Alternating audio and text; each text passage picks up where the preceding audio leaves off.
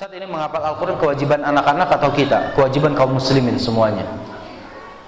Ya, apakah bisa Ustadz orang yang sudah seperti kita, usianya sudah ya uban bukan hanya di kepala saja, tapi sudah di jenggot juga? Kira-kira masih bisa nggak kita ngapal Quran? Bisa. Ya, banyak di masyarakat Mesir yang saya tahu usia 60 tahunan ke atas, alhamdulillah 60 tahun ke atas, alhamdulillah dia hafal Al-Quran. Bahkan sebagian mereka mengatakan saya mulai menghafal pada usia 60 tahun dan alhamdulillah hafal pada saat usia saya 68 tahun. 8 tahun dia hafal Al-Quranul Karim. Ya. Dan itu banyak. Mungkin beberapa hari kemarin di Saudi atau di mana itu seorang nenek ya, itu mendapatkan penghargaan dari kerajaan itu karena apa? Dia hafiz Al-Quran pada usia yang setua itu. Ketika ditanya berapa mulai membaca, kurang lebih dia sudah di atas hampir 70 tahun dia. Kemudian dia mulai ngapal Al-Quranul Karim. Ya. Tapi masa kita mau nunggu seperti mereka? Ya kan? Tentunya ketika kita belum tentu ya seperti mereka. Maka ketika ada waktu kita mulai saat ini. Ya, semua kita itu dituntut untuk menghafal Al-Quranul Karim. Usia berapa saja? Ya. Umur tua tidak ada alasan untuk apa? Tidak menghafal Al-Quranul Karim. Ya, apalagi jadi imam rawatib. Di masyarakat kita ini sudah sangat dikenal. Kalau dia sudah tua, apalagi dia yang bangun masjidnya, yang dia di situ, itu biasanya apa? Suruh jadi imam. Kalau udah jadi imam di situ, maka dia harus menyiapkan dirinya. Ada yang hanya hafal misalkan juz 30 beberapa ayat saja. Tapi karena dia yang sepuhnya, yang paling tua di situ, nggak ada yang berani ganggu. Meskipun di belakangnya ada hafizul Quran. Kalau diganti, dikiranya tidak menghormati mereka. Itu yang banyak di masyarakat kita seperti itu. Ya, saya juga sama. Di beberapa tempat saya ngelihat, subhanallah ini sudah sepuh, memang hafalannya lebih banyak daripada anak-anakmu yang ada. Cuman bacaannya itu panjang pendeknya juga banyak yang perlu diluruskan. Tapi ketika saya tanya kenapa nggak diganti, kasihan beliau, nafasnya juga sudah pendek-pendek untuk baca ayat yang panjang ini. Kalau diganti marah Ustaz katanya. Kalau diganti marah. Nah, ini adalah cara bermuamalah dengan kita kepada Al-Quranul Karim. Ini sangat penting. Bagaimana caranya kita apa? Menghafal Al-Quran bukan hanya sekedar untuk jadi imam, tapi memang ini kewajiban kita. Karena di dalam Al-Quran ada mau'izah, ada peringatan bagi kita, ada nasihat yang baik bagi kita. Nah, ini adalah masalah kita menghafal Al-Quranul Karim. Kemudian muamalah berikutnya tentang masalah Al-Quranul Karim ini adalah al-amalu bihi, yaitu mengamalkan Al-Quran. Itu adalah bentuk muamalah yang lebih ya bermakna bagi kita, adalah bermuamalah dengan Al-Quran, yaitu berusaha untuk mengamalkan Al-Quranul Karim. Apakah kita mampu untuk mengamalkan semua isi Al-Quran? Ya, maka para ulama ketika membaca fattaqullaha mastata'tum, bertakwalah kalian semampu diri kalian. Kita dituntut untuk apa? Bermuamalah dengan Al-Quran, mengamalkan apa yang bisa kita fahami dari ayat Al-Quran, yang kemudian kita tanyakan kepada orang yang lebih berilmu, betul atau tidak mengamalkan Al-Quran. Contoh misalkan apa? Bukankah semua kita ini hafal firman Allah Subhanahu wa ta'ala ayat yang kedua dari surat Al-Ikhlas, Qul huwallahu ahad. Ayat keduanya apa? Allahu as-samad. Allahus Samad. Ini saja misalkan satu ayat yang pendek, Allahus Samad, maknanya apa? Allah sebagai As-Samad. As-Samad maknanya apa? Tempat bergantung hajat hidup seluruh manusia dari awal lahir sampai wafatnya. Bagaimana kita menjadikan Allah Subhanahu wa ta'ala sebagai As-Samad? Ini kan butuh pengamalan. Ya, kadang kita apa? Ada perkara yang hilang atau barang yang hilang di rumah kita tidak lagi menjadikan Allah sebagai As-Samad. Kita lagi ada musibah menimpa kita, tidak lagi menjadikan Allah sebagai As-Samad bagi kita. Padahal ini adalah cara bermuamalah dengan Al-Quran, yaitu menjadikan kita ini, Al-Quran ini sebagai apa? Ladang amal kebaikan kita. Jadikanlah Allah Subhanahu wa ta'ala ini sebagai As-Samad bagi kita, dalam rangka kita mengamalkan isi daripada ayat Al-Quranul Karim. Ini cara bermuamalah dengan ayat Al-Quranul Karim. Cara bermuamalah dengan ayat Al-Quran Al-Karim yang lainnya apa? Dijelaskan tentang mengenai bagaimana seorang muslim berakhlak dengan akhlak Al-Quran. Karena Rasulullah SAW ketika ditanya tentang akhlak beliau, maka Aisyah menceritakan kana khuluquhu Al-Quran. Adalah akhlak Rasulullah SAW adalah Al-Quranul Karim. Terkadang kita Al-Quran di sebelah mana, kita sebagai muslim di sebelah mana. Al-Quran ada mengajarkan kita seperti apa, kitanya seperti apa. Al-Quranul Karim mengatakan, ya, dijelaskan di dalam Al-Quran bahwasanya orang yang pemaaf itu adalah salah satu ciri orang yang bertakwa kepada Allah Subhanahu wa taala. Di dalam surah Al-Imran ayat 134. Ketika Allah menjelaskan wasari'u ila maghfiratin mir rabbikum wa jannatin arduha samawati wal ardu uiddat lil muttaqin. Ketika menjelaskan bahwa surga itu disediakan bagi orang yang bertakwa, lalu dijelaskan oleh Allah Subhanahu wa taala siapa orang yang bertakwa itu? Salah satu ciri daripada orang bertakwa wal afina 'anin nas, memberikan maaf kepada orang-orang lain. Tapi sulit kan ini? Memiliki akhlak pemaaf ini kan tidak serta-merta hadir pada saat itu. Tapi ternyata mesti dilatih. Ustaz, saya sudah minta maaf, tapi dia tidak mau memaafkan. Tapi terus dilatih untuk meminta maaf kepada orang tersebut. Ya. Ini adalah bagaimana kita bermuamalah dengan Al-Quran dalam masalah akhlak. Ya, karena tidaklah akhlak itu sampai kepada para sahabat. Dijelaskan oleh Rasulullah SAW, para sahabat tidak mau pindah kepada ayat yang lain kecuali sudah berusaha untuk mengamalkan dan juga berakhlak dengan akhlak Al-Quranul Karim. Ya. Fabima rahmatin minallahi linta lahum walau kunta faddan ghalidhal qalbi lam faddu min haulik, misalkan. Ayat ini menjelaskan kepada kita tentang bagaimana akhlak berlemah lembut. Orang tua kepada anak, ya, guru kepada teman, guru kepada muridnya, ya, teman kepada teman yang lainnya. Sebagaimana Rasulullah SAW berakhlak dalam masalah kelembutan ini. Fabima rahmah minallah, kalaulah bukan karena rahmat Allah Subhanahu wa taala, linta lahum, engkau memiliki hati yang lembut kepada mereka.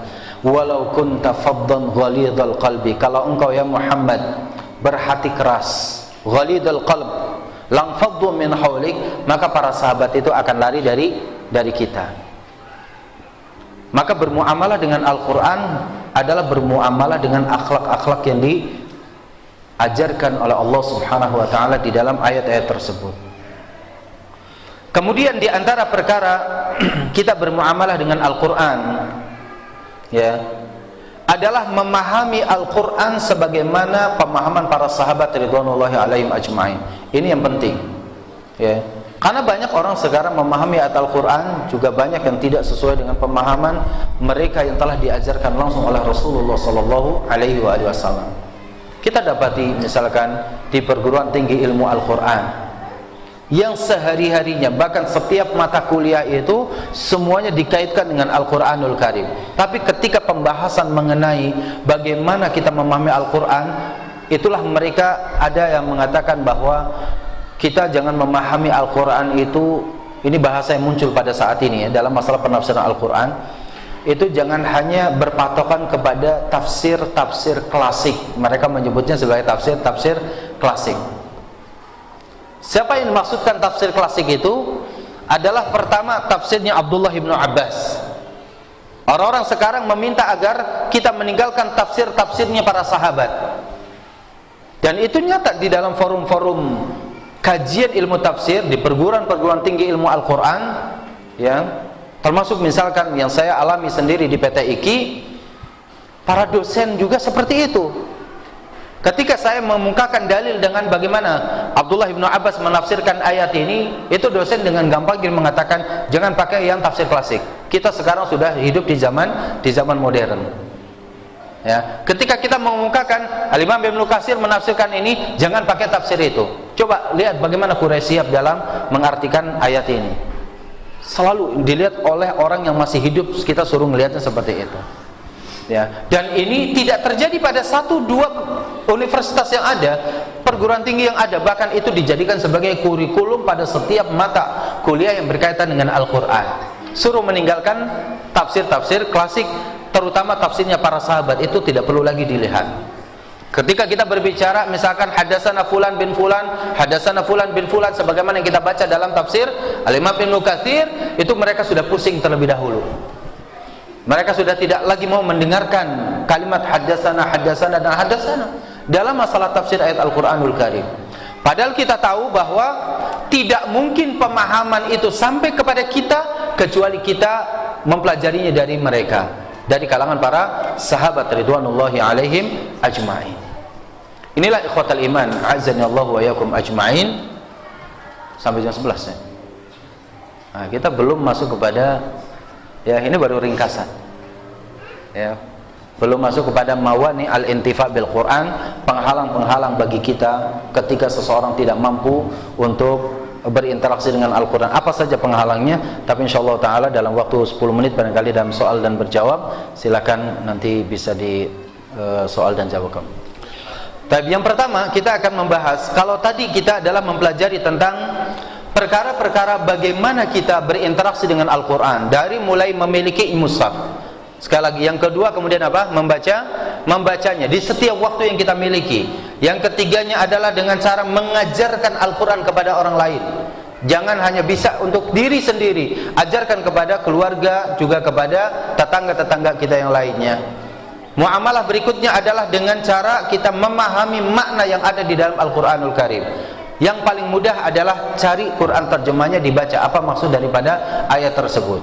Karena kita bisa tanyakan, siapa di antara kita yang pernah membaca Quran terjemahan sampai khatam? Saya tidak perlu membaca, bertanya kepada kita semua, berapa kali kita khatam membaca Al-Quran. Itu saya yakin semua kita pernah khatam Al-Quran. Tapi pertanyaannya, ya, siapa yang pernah khatam membaca terjemahan atau makna dari ayat Al-Quranul Karim? Ini bisa dilihat satu persatu di antara kita, ya kan?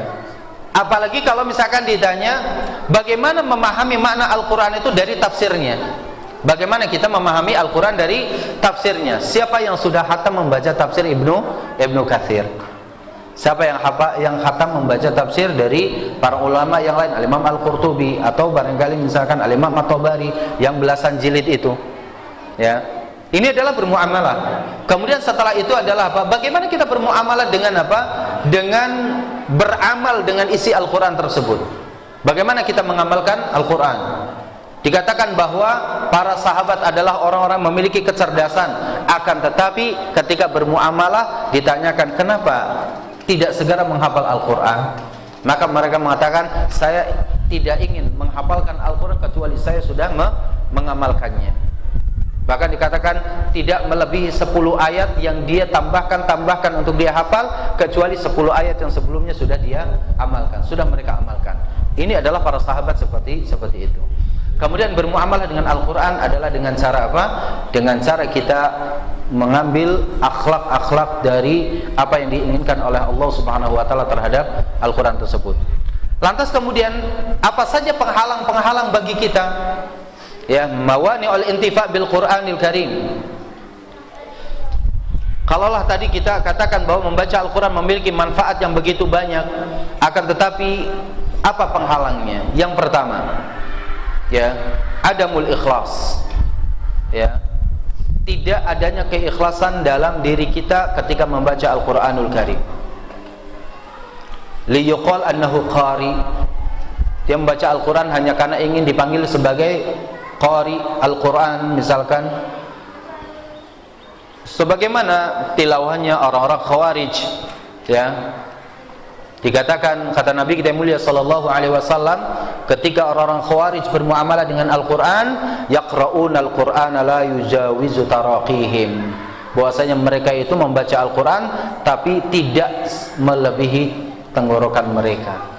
Karena apa? Adamul ikhlas. Mereka ingin membaca Al-Quran agar dia dipandang sebagai apa? Orang yang alim, orang yang dia qari dan yang lain-lainnya. Ketika ditanyakan oleh para ulama, kenapa Khawarij sampai seperti itu? yang kemudian Rasul mengatakan bahwa mereka adalah orang yang bacaan Al-Qur'annya tidak sampai kepada hati mereka. Ya. Penghalang yang pertama bagi mereka adalah adamul imani bihi. Orang Khawarij sebenarnya tidak beriman dengan Al-Qur'anul Karim dengan semua isinya. Orang Khawarij. Adamul imani bihi. Ini yang pertama kata para ulama di sini dijelaskan adamul iman. Artinya apa? Banyak sifat-sifat kemunafikan yang ada pada diri mereka.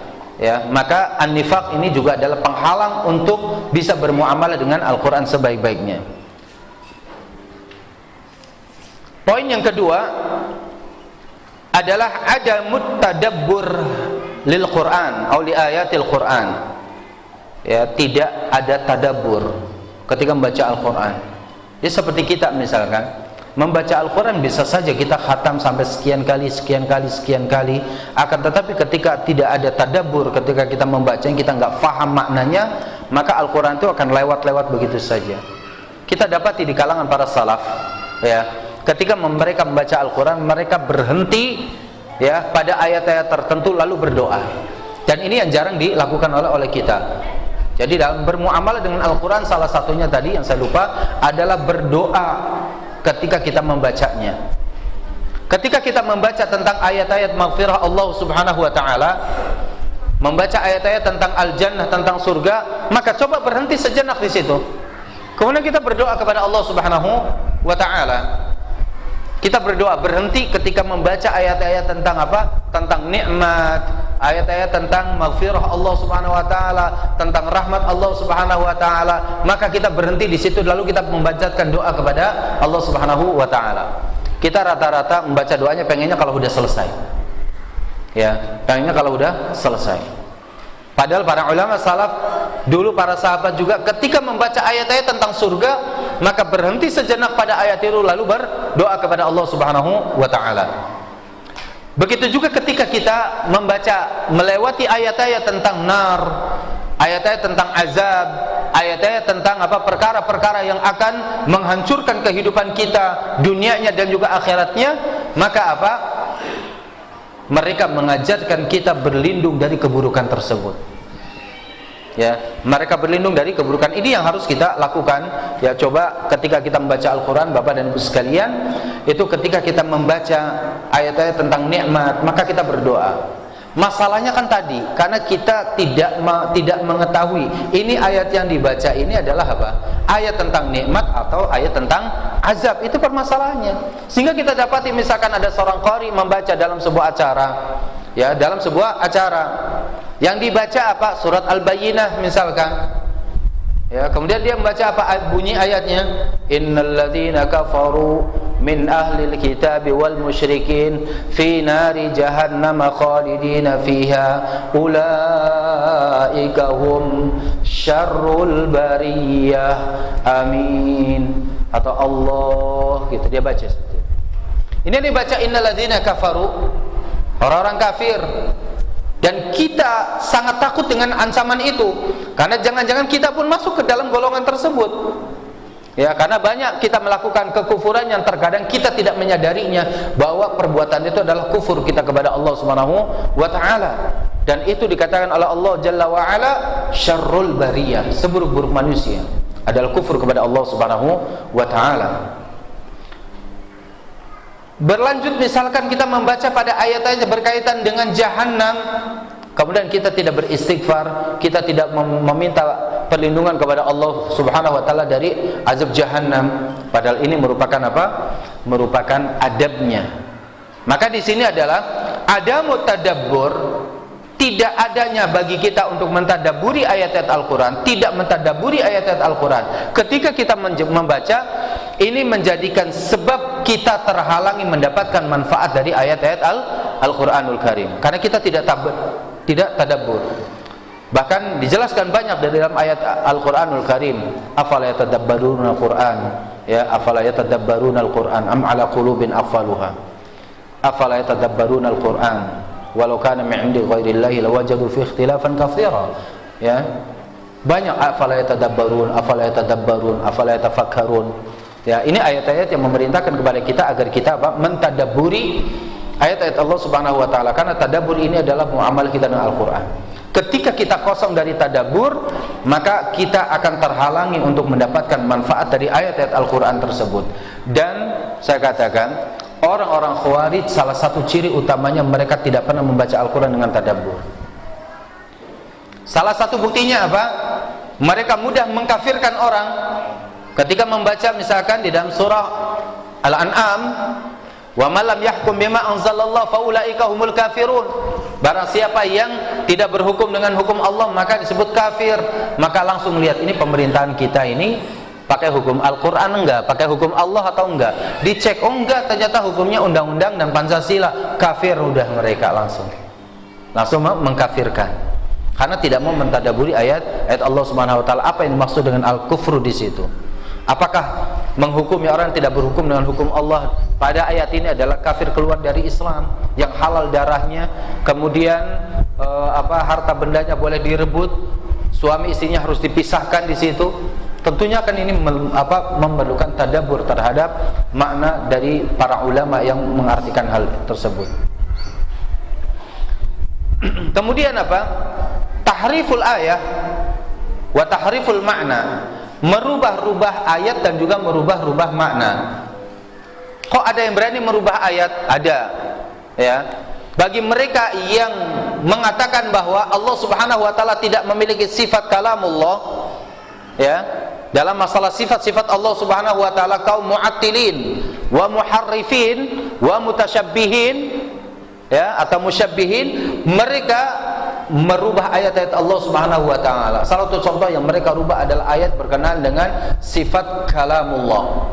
Ketika ayat mengatakan wa kallamallahu Musa taklima. Ya, ini salah satu contoh aja. Wa kallamallahu Musa taklima, dan Allah berbicara kepada Musa. Yang berbicara siapa? Wa kallamallahu. Di sini hu adalah fa'il, ya. Yang berbicara adalah Allah. Kepada siapa? Kepada Musa. Tapi mereka dirubah bacaannya. Mereka merubah bacaannya wa kallamallaha Musa taklima. Dari sukun dirubah menjadi apa? Fathah. Artinya apa?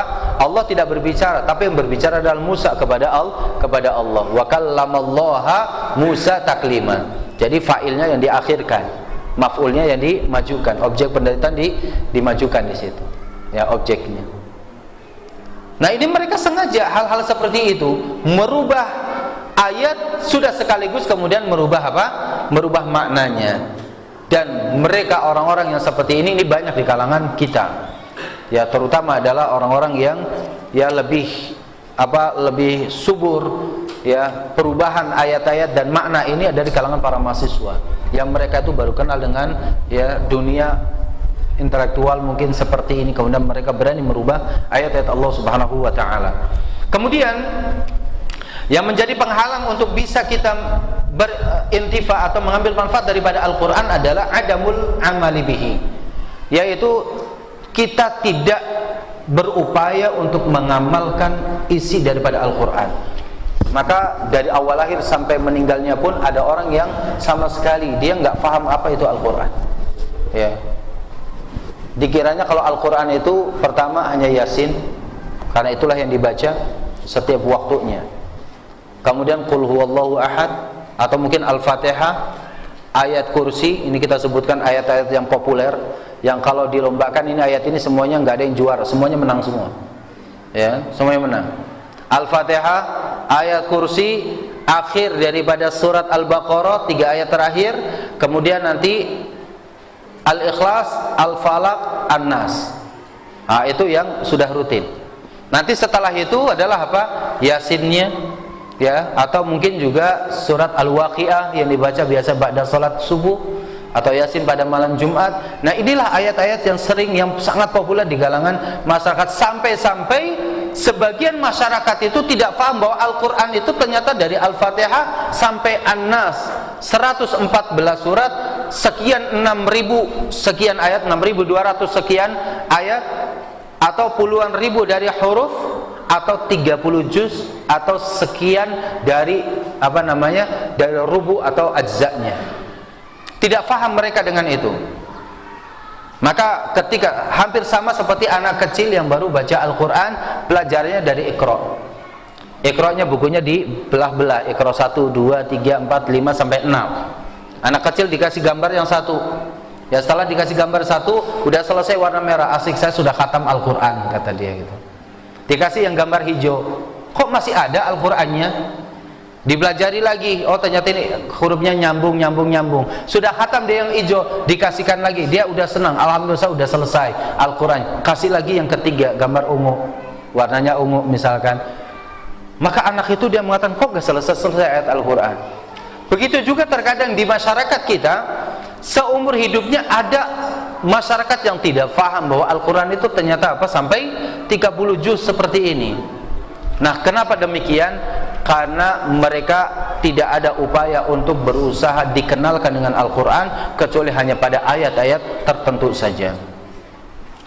Berikutnya, yang bisa menghalangi orang untuk mengambil manfaat dari ayat-ayat Al-Quranul Karim, atau tidak mendapatkan, terhalangi mendapatkan manfaat dari Al-Quranul Karim ini, adalah ar-riya, ya, ar-riya, yaitu perbuatan riya.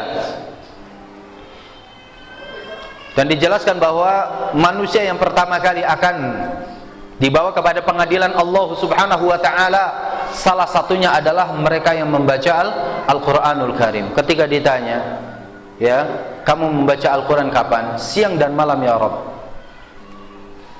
Terus kamu niatnya untuk apa? Ya saya mengajarkan Al-Quran, saya membaca Al-Quran ini untuk mendapatkan kebaikan-kebaikannya, lalu saya ajarkan kepada orang lain. Maka kata Allah Subhanahu wa taala, kadzabta, engkau berdusta.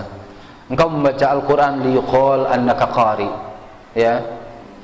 Anda membaca Al-Quran karena hanya ingin dipandang bahwa Anda dipanggil Anda sebagai seorang qari. Dan kata Rasulullah sallallahu alaihi wasallam, kata Allah Subhanahu wa taala dalam hadis ini, maka dikatakan dan dia sudah mendapatkannya. Artinya apa? Manusia di dunia ini sudah tahu bahwa dia itu qari, tapi di hadapan Allah, Allah tidak bisa didustakan.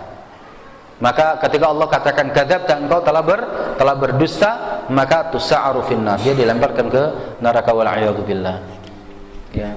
Orang yang riya ketika membaca Al-Qur'an, entah karena ingin suaranya dipandang dia bagus, ya, dan ini sekarang juga banyak yang mulai, ya, di kalangan masyarakat, kita kasihan sama guru-guru ngaji yang dikecilkan oleh kita sendiri. Banyaknya kaum muslimin di antara kita yang sudah paham sunnah, ngaji itu maunya hanya dengan ustadz yang sudah punya sanad, ya. Yang sebelumnya kita ngaji dengan ustadz yang belum punya sanad, bisa baca di sana, ketika muncul ada ustadz yang punya sanad, maka itu dikejar semua ke dia semua, yang guru di sini ditinggalkan. Ini nggak benar seperti ini, yaitu, ya. Artinya apa? Berapa orang yang misalkan yang punya sanad di dunia ini, kalau kemudian orang yang pernah membaca hanya karena dulu barangkali orang itu belajar kepada gurunya itu sampai tidak mendapatkan apa? Tidak mendapatkan ijazah. Dan bisa jadi gurunya ini terus dia nyambung. Cuman kan ada orang-orang masyarakat dulu, ya, kiai-kiai dulu ketika membaca Al-Quran, mengajarkan Al-Quran, ya, jarang juga yang apa, menuliskan ijazah, kemudian apa, ijazah itu dilaminating seperti orang ngaji seperti sekarang, ya. Dan kemudian kita yang sudah mengajarkannya, terkadang juga kita apa, kita luput dari secari kertas ijazah tersebut, yang kemudian sekarang banyak orang meninggalkan guru-guru gitu. Ustadz, ini gimana hukumnya? Akan muncul banyak pertanyaan. Apakah memang harus Ustadz ngaji itu kepada seorang guru yang memang dibuka terlebih dahulu bahwa sanad saya nyambung kepada sini, dijelaskan situ semua. Lalu bagaimana dengan guru-guru kita yang memang dia ngaji dari guru-gurunya, tapi dia nggak bertanya apakah gurunya punya sanad atau tidak. Keburu juga gurunya wafat, yang sebelum gurunya wafat, dan yang lainnya. Yang ini ternyata juga menjadi proses pembelajaran bagi kita pada saat ini, ya, bahwa tidak seharusnya seperti itu, ya. Apabila dia bisa mempertanggungjawabkan dengan pengajaran sesuai dengan kaidah-kaidah tajwidnya, sudah cukup dia. Ada guru mengajarkan dia benar, ikhfa itu adalah nun mati atau tanwin bertemu dengan huruf ini dan ini, ya, cara membaca seperti ini, seperti dulu guru saya juga membaca seperti itu. Udah cukup. Tidak perlu ditanya, Ustadz saya mau belajar sama Ustadz punya sanad enggak? Ya. Ketika saya nggak punya sanad, afwan Ustaz, saya nggak jadi, ya kan? Ini kan muamalah yang nggak bagus, ya. Dan ini yang sekarang ini banyak, ya, saya katakan ini yang menerpa kita juga. Banyak teman-teman kita yang sudah ngaji, ya, terkadang juga kurang dalam muamalah hal ini kepada guru-guru kita yang lainnya.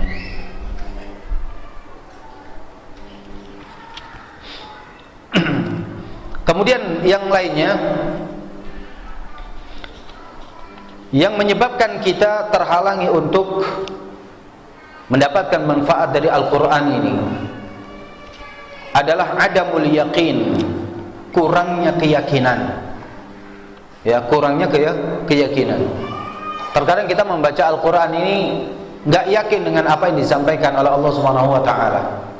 Membaca kisah juga masih ngambang dalam pikiran kita, ini kisah ini benar atau enggak, ya. Nanti kalau sudah dibuktikan baru, seperti kita misalkan sekarang orang banyak mengaitkan Al-Quran dengan ilmu sains, ya. Maka di mata kuliah saya di program doktor itu ada namanya Al-Quran dan Sains di PTIK itu. Pengajarnya itu semuanya dari siapa? Semuanya itu dari LIPI, dari Bosca, ya, itu pengajar-pengajar kita. Mata kuliahnya Al-Quran dan Sains di PTIK itu ada di program doktor, ya. Itu nanti semua dosen itu ketika datang, misalkan materinya apa, 12 kali pertemuan materi Al-Quran dan Sains itu ada menjelaskan tentang air, misalkan di dalam Al-Quran, al-ma'u fil Quran, maka dijelaskan ayat-ayat tentang apa, tentang air yang ada di dalam Al-Quranul Karim. Jadi mereka ngelihat ini kemudian baru dicari ayatnya. Nanti ketika misalkan pada waktu itu ada permasalahan yang tidak sinkron antara apa yang terjadi dengan ayat yang ada. Nah ini terus gimana Prof cara mengimani seperti ini?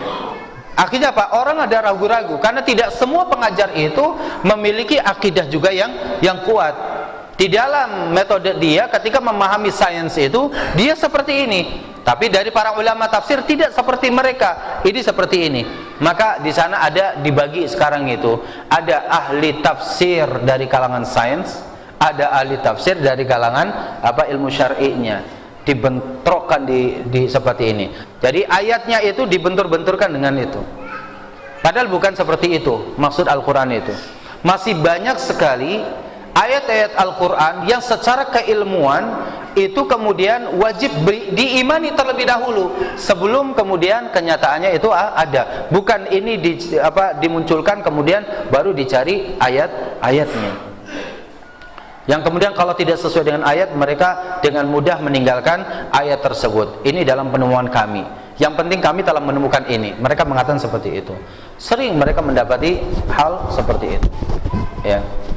Adamul yakin, ini adalah perkara yang bisa menyebabkan orang itu terhalang mendapatkan manfaat. Sekiranya bahwa meyakini kejadian yang ada tapi dengan keimanan yang kuat terlebih dahulu, keimanan yang ada, maka ini memberikan manfaat yang besar, ya. Meskipun terkadang dengan dunia nyatanya itu ada benturan-benturan dalam masalah fakta-fakta ilmiah yang ada, ya. Kita katakan bahwa akal kita lah yang mungkin masih terbatas dalam masalah ini.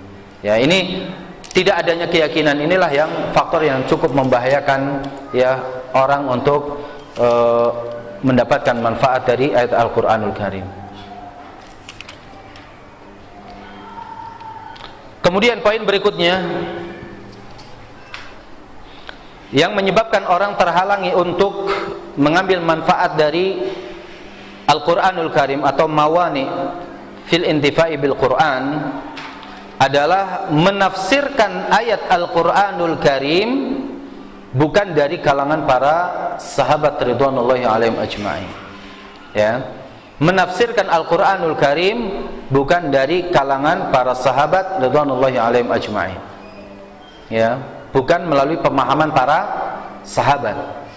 Itulah yang orang-orang sekarang menyebutnya sebagai tafsir klasik yang sudah mulai kita tinggalkan dan berubah menjadi tafsir modern. Di antara tafsir modern yang muncul sekarang ini adalah itu yang digembar-gemborkan adalah tafsir ilmu tadi, ya. Ada beberapa beberapa jilid tafsir ilmu yang sudah hampir selesai. 30 juz, tapi dilihat dari tafsir ilmu atau sainsnya. Dipilih ayat-ayat yang berkaitan dengan sains, kemudian pilih. Dan ini sudah mulai dicetak oleh Kementerian Agama. Mungkin nanti akan menyebar ke masyarakat secara umum. Saya pernah mendapati 1 atau 2 jilidnya itu di Gramedia, itu sudah mulai ada. Jadi memang dia sengaja mungkin lemparan isu kepada masyarakat, baru kemudian setelah itu ketika sudah ramai baru ditarik lagi, revisi, dibicarakan lagi seperti itu. Karena mereka tidak melibatkan para ulama, ya. Dan mereka berusaha menjauhkan tafsir kita itu dari tafsir para sahabat. Padahal jelas-jelas para sahabat ada orang yang pertama kali mendapati pemahaman ini, bahwa Allah menginginkan maksud daripada ayat ini adalah seperti ini. Dijelaskan oleh Rasulullah kepada para sahabat. Maka saya katakan, jika kita ingin bermuamalah dengan ayat Al-Quran yang baik, maka kita bermuamalah yang pertama dengan tafsir-tafsirnya para sahabat terlebih dahulu. Siapa yang sudah memiliki tafsir Abdullah ibnu Abbas, ya, itu dimiliki terlebih dahulu. Kemudian misalkan tafsir Al-Imam Syafi'i juga di kalangan para, ya, jauh setelah para tabi'ut tabi'in. Al-Imam Syafi'i punya tafsir namanya tafsir Imam Syafi'i, ya, dan itu mengaitkan ayat kemudian dengan pendapat-pendapat para sahabat. Yang jauh sebelumnya juga banyak tafsir-tafsir yang muncul pada masa itu. Ya, diantaranya Ibnu Katsir setelahnya, kemudian apalagi tafsir As-Sa'di zaman yang modern seperti sekarang ini, tapi tetap tidak melupakan tafsir para sahabat. Dan itu adalah manhaj kita Ahlussunnah ketika bermuamalah dengan Al-Quran. Dalam masalah tafsir, itu adalah menomorsatukan tafsir para sahabat ridwanullahi alaihim ajma'in, baru setelah itu adalah tafsir-tafsir yang lainnya. Dan sekarang udah muncul kurang lebih ada, ya, puluhan kitab tafsir atau ratusan bahkan, ya, di dalam satu PDF yang namanya adalah program Jami'ut Tafasir. Ya, saya mendapatkannya justru dari mahasiswa Universitas Qum yang dia lulusan MA dari Universitas Qum di Iran, sekarang sama satu kelas dengan saya di program Doktor di PT IKI. Itu dia memberikan hadiah kepada saya karena dalam diskusi-diskusi yang mungkin dia berpikir bahwa bisa dialog terus dengan dia ngasih satu satu program itu namanya Jami'ut Tafasir. Isinya adalah ratusan tafsir. Dan setelah saya buka di situ, itu ternyata tafsir-tafsir yang Sunni itu masih sangat sedikit. Sedangkan tafsir Syiah itu puluhan tafsir Syiah, itu di situ banyak sekali tafsirnya. Karena di situ dijelaskan namanya tafsir ini, karangannya ulama Syiahnya seperti ini, kemudian di situ tertulis bahwa ini adalah Syi'i, tafsir Syiah.